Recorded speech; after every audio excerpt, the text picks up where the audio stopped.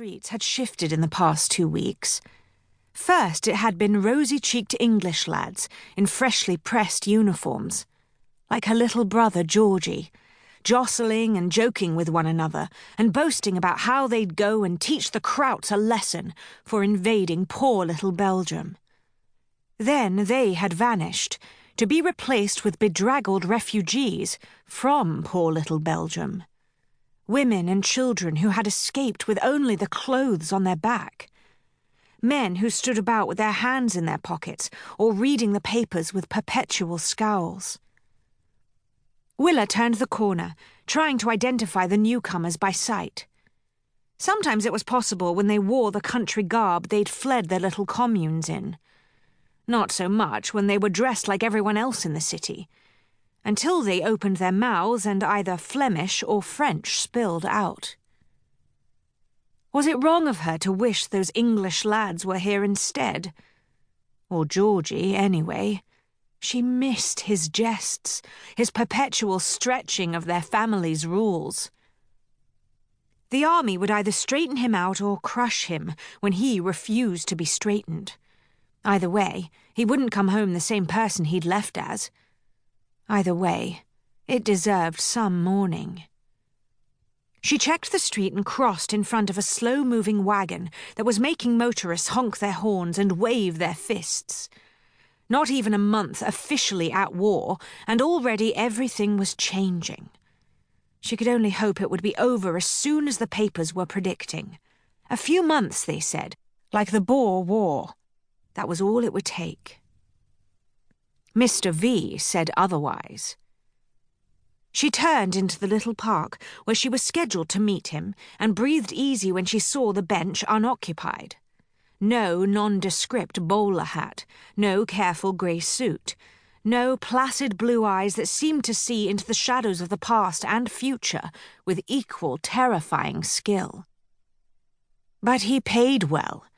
She could deal with a bit of fearsome omniscience if it carried ample pound notes along with it.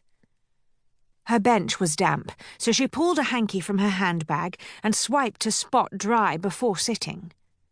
Then she stuffed the masking white square back in, over top the wallet she'd slipped out of a gent's pocket an hour before, while he stood there spouting off at some poor street rat for not shining his shoes properly.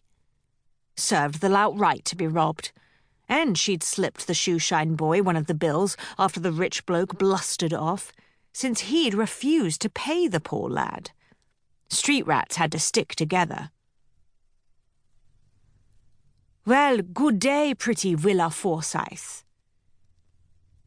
The voice, laced with Flemish and increasingly familiar, brought her head around and her heart rate up. Not at the handsome face that greeted her with a smile full of even white teeth. At the fact that he was here, now when Mr. V also would be soon. Cor Ackerman. She forced a smile for her new Belgian neighbour. Her landlady had announced to them all not a fortnight ago that she'd be doing her bit for brave little Belgium and taking in a few refugees. This one was trouble. She'd known it the moment he doffed his cap and grinned at her like he was doing now. The kind of grin that said he intended to make the most of his tenure in England, and that his most would involve charming some English lass into a compromising position.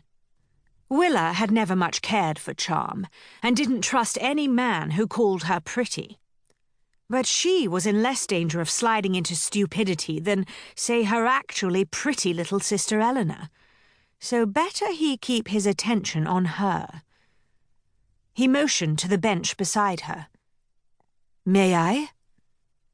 Cor Ackerman was trouble, no question, but she liked him nonetheless. She darted a glance over her shoulder. "Perhaps for a moment, but I'm afraid I'm meeting someone, my employer," she added. The last thing she needed was him thinking it was a beau she was meeting and deciding to take it as a challenge. He sat, heedless of the moisture on the bench, and flashed that grin again.